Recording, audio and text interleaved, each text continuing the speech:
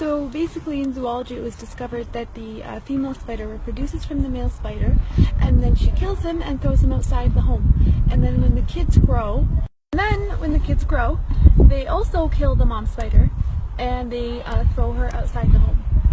Technically it was discovered that the spider's home is the most bizarre home. It's the worst home ever built. And it was described in the Quran in one verse.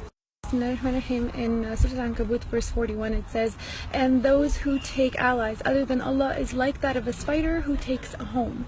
And indeed the weakest of homes is the home of the spider, if only they knew," is how the verse ended.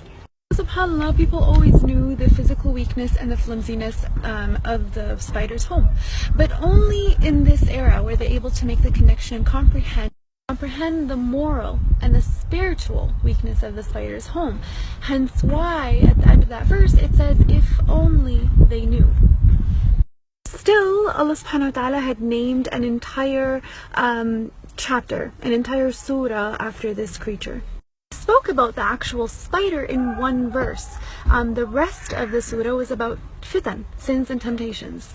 Literally, the second verse in Surah Al-Ankabut says, "Bismillahirrahmanirrahim," and do people think they're going to say we believe, but they're not going to be tempted or tested or tried? Technically, what's the connection between sins and temptations and the spider's home and the spider's web? Why was that connection made in the Quran? If we actually ponder into it a little bit, we'll realize that the connection and the battle and the intertwinement of fitan and temptations is figuratively, it's like the spider's home, the spider's web.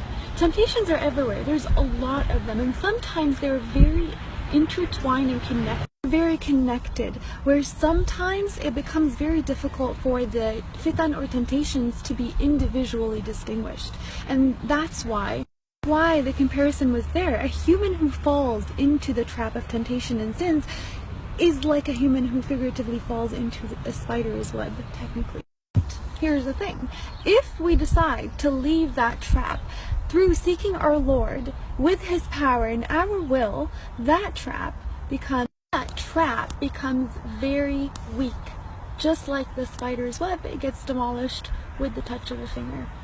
SubhanAllah, I just thought that connection in the Quran was very fascinating, very interesting. May Allah protect us from any fitan and temptations there.